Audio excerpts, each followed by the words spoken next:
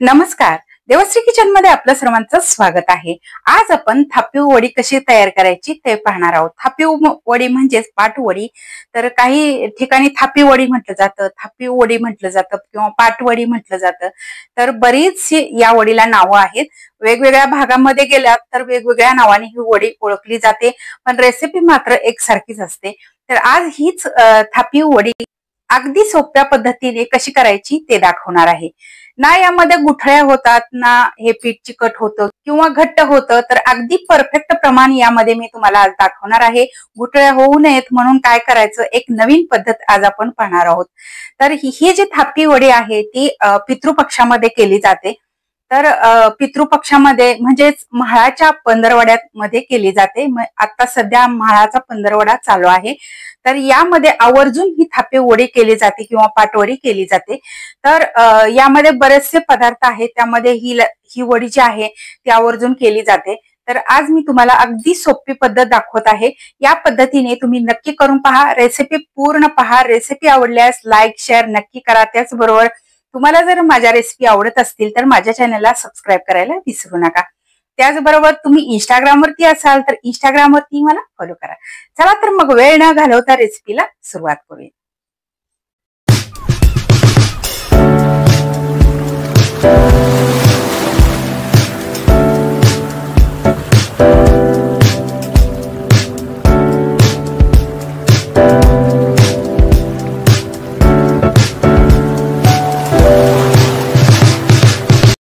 थापी वडी करण्यासाठी सुरुवातीला आपण साहित्य पाहूया. तर इथे मी 1 वाटी बेसनचं पीठ घेतलेलं आहे, खोबरं खिसून घेतलेलं आहे, थोडीशी बारीक चिरून कोथिंबीर घेतलेली आहे आणि थोडीशी अशीच वाटण्यासाठी आपल्याला कोथिंबीर लागणार आहे. लसूण घेतलेला आहे, हिरवी मिरची घेतलेली आहे. याचा एक वाटण आपल्याला तयार करून घ्यायचं आहे. धणे आणि जिरेची पूड करून घेतलेली आहे. इथे मी फोडणीसाठी जिरा आणि मोहरी घेतलेली आहे, थोडीशी हळद आणि चवीनुसार आपल्याला मीठ लागणार आहे. त्याचबरोबर फोडणीसाठी आपल्याला तेल लागणार आहे. तर सुरुवातीला आपण हे बेसनचं पीठ आहे ते मिक्स करून घेऊयात. म्हणजेच आपल्याला या बेसनच्या पिठाचं बॅटर तयार करून घ्यायचं आहे. तर एका बाउलमध्ये आपण हे बेसनचं पीठ काढून घेऊया. यामध्ये पाणी घालूया. आता ज्या वाटीने मोजून आपण पीठ घेतलेलं आहे त्याच वाटीने मोजून आपल्याला यामध्ये 1.5 वाटी पाणी घालायचं आहे. म्हणजेच 1 वाटी पिठासाठी 1.5 वाटी प्रमाण असं हे परफेक्ट प्रमाण होतं. तर यातल्या पूर्ण गुठळ्या मोडून आपल्याला याचं एक छानसं बॅटर तयार करून घ्यायचं आहे. विस्कने हे पीठ फेटून घेतल्यामुळे त्यातल्या गुठळ्या लगेचच मोडतात. त्यासाठी विस्कचा वापर करायचा आहे. म्हणजे आपण जेव्हा पीठ मिक्स करतो फोडणीमध्ये तेव्हा सुद्धा याच्या अजिबात गुठळ्या होत नाहीत. तर इथे आपलं मस्त असं बॅटर तयार झालेलं आहे. आता आपण हे थोड्या वेळासाठी बाजूला ठेवूया आणि याचं वाटण तयार करून घेऊयात. तर मिक्सरच्या भांड्यामध्ये हिरवी मिरची घालायची आहे, त्याचबरोबर कोथिंबीर आणि लसूण घालायचं आहे आणि याचं थोडंसं दरदरीत म्हणजे थोडंसं जाडसर असं खरबरीत वाटण तयार करून घ्यायचं आहे. वाटण आपलं तयार झालं. आता आपण फोडणी देऊयात. तर एका कढईमध्ये छोटे 2 चमचे तेल घातलेलं आहे. तेल गरम झालेलं आहे. सुरुवातीला यामध्ये आपण जिरा आणि मोहरी घालूया आणि आता यामध्ये आपण तयार करून घेतलेलं वाटण घालूया.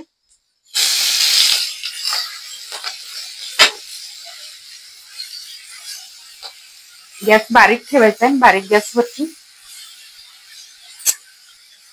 हे वाटण थोडंसं परतून घ्यायचं आहे. आता यामध्ये आपण घालूया धने जिऱ्याची पूड, चवीनुसार मीठ, थोडीशी हळद आणि थोडंसं किसून घेतलेलं खोबरं. पहिल्या बायका यामध्ये तुकडे करून खोबऱ्याचे घालायच्या आणि नंतर वरून थोडंसं किसून घालायच्या. तर इथे मी आतमध्ये सुद्धा किसूनच घालते आणि वरून सुद्धा किसलेलंच घालणार आहे. थोडीशी कोथिंबीर घालूया. हे व्यवस्थित मिक्स करून घेऊया आणि आता आपण यामध्ये तयार करून घेतलेलं बेसन पिठाचं मिश्रण घालूया आणि गॅस एकदम बारीक ठेवायचा आणि याला सतत ढवळत राहायचं आहे किंवा हलवत राहायचं आहे.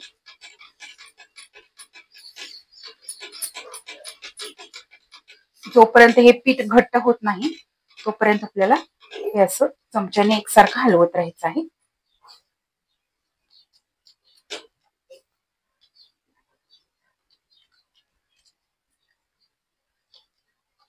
तुम्ही पाहू शकता यामध्ये अजिबात गुठळी झालेली नाही। तर अशा पद्धतीने आपण बेसन पिठाचं मिश्रण किंवा बॅटर तयार करून घेतलं तर अजिबात यामध्ये गुठळी होत नाही। आणि जर तुम्हाला सवय असेल, नेहमी नेहमी तुम्ही या वड्या करत असाल, तर तुम्ही डायरेक्ट पाण्याची फोडणी करू शकता आणि त्यामध्ये पाणी घालून वरून बेसनचं पीठ घातलं तरीही चालेल। पण त्यामध्ये थोडस गुठळ्या होण्याची शक्यता असते, म्हणून मी आज तुम्हाला अगदी सोपी पद्धत दाखवत आहे। मस्त हे जसं जसं पीठ शिजेल तसं तसं हे आठरून येतं, म्हणजेच घट्ट होतं। आता याच्यावरती झाकण ठेवून याला एक 5 मिनिटाची वाफ काढून घेऊया।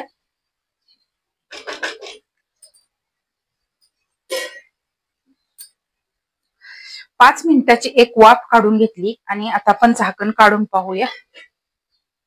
पीठ आपलं छान शिजलेलं आहे, तुम्ही पाहू शकताय। कितीही तुम्ही जाडबुडाची कढई घेतली तर ते थोडं तरी ते कढईच्या तळाशी चिकटतं, पण ते नंतर असं उलटण्याने खरडून काढलं की ते खायला खूप छान लागतं।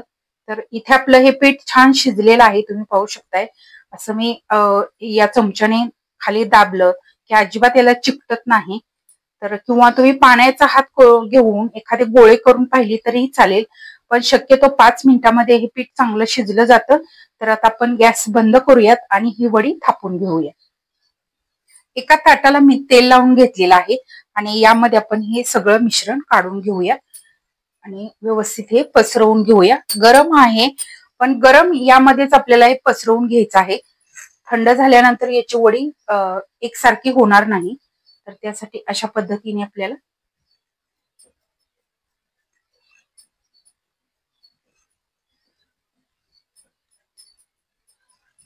हे थोडंसं थंड झालंय। आता आपण हाताने पसरवून घेऊया। हाताला थोडंसं थंड पाण्याचा हात लावायचा आणि व्यवस्थित हे पसरवून घ्यायचं।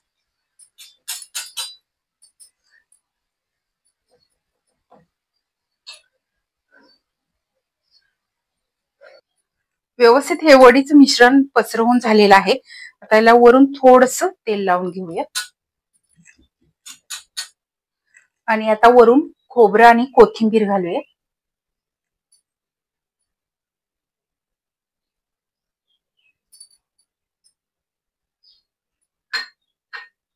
काही जण याच्यावरून तीळ सुद्धा घालतात, पण आमच्या इकडे नाही घालत, म्हणून मी नाही घातले। तुम्हाला आवडत असतील तर तुम्ही घातलं तरी चालेल।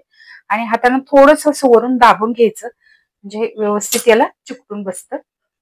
अशा पद्धतीने इथे आपली ही थापी वडी किंवा पाटवडी तयार झालेली आहे। आणि एक 5 मिनिटे आपण हे बाजूला ठेवूया आणि पूर्ण थंड करून घेऊया आणि नंतर कट करून घेऊया। 5 मिनिटांनंतर आपण ही वडी कट करून घेऊयात। तर इथे मी छोटंसं उलटण घेतलेलं आहे, तुम्ही चाकू घेतला तरी चालेल।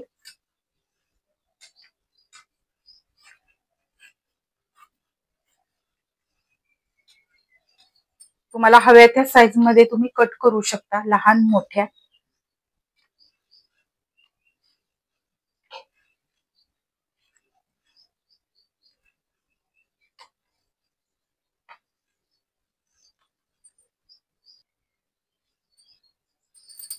आता आपण काढून घेऊयात। पीठ छान शिजलं की लगेचच ही वडी निघते, ताटाला अजिबात चिकटत नाही। तर तुम्ही पाहू शकताय वडी आपली मस्त झालेली आहे। तर आज मी तुम्हाला पितृपक्ष स्पेशल ही वडी करून दाखवलेली आहे। म्हणजेच महाळ 15 दिवसामध्ये महाळ असतात, म्हणजेच पितृपक्ष भोजन असतं, त्यामध्ये या वडीचा खूप मान आहे। तर कढी, वडी, भजी, पापडी असं जेवणामध्ये केलं जातं। तर त्यासाठी आपल्याला ही वडी आवर्जून करावी लागते, म्हणून मी आज तुम्हाला अगदी सोप्या पद्धतीने फक्त वडीची रेसिपी दाखवत आहे। तर यामध्ये पाटवडी रस्सा सुद्धा केला जातो, जे आपण कढईला थोडंसं चिकटलं होतं त्यामध्ये पाणी घालायचं आणि त्या पाण्याला उकळी काढायची। त्यातलं जे चिकटलेलं सारण असतं त्यामध्ये आपण फोडणी करून त्याची आमटी तयार करू शकता। त्यातली थोडीशी वडी सुद्धा आमटीमध्ये घालू शकता, एकदम मस्त झणझणीत रस्सा सुद्धा तयार होतो। तर पद्धतीने या पितृपक्ष भोजनामध्ये ही वडी नक्की करून पहा, तुम्हाला सुद्धा नक्कीच आवडेल। तर आजची आपली ही रेसिपी तुम्हाला कशी वाटली कमेंट करून नक्की सांगा। या रेसिपीला लाईक करा, शेअर करा। त्याचबरोबर तुम्हाला जर माझ्या रेसिपी आवडत असतील तर माझ्या चॅनलला सबस्क्राईब करायला विसरू नका। त्याचबरोबर बेल आयकॉन वरती क्लिक करा, म्हणजे मी जेव्हा जेव्हा माझ्या रेसिपी अपलोड करेन तेव्हा तेव्हा सर्वात आधी त्याची नोटिफिकेशन तुम्हाला मिळेल आणि माझे प्रत्येक नवीन आणि पारंपरिक पद्धतीच्या रेसिपी तुम्हाला पाहता येतील। धन्यवाद।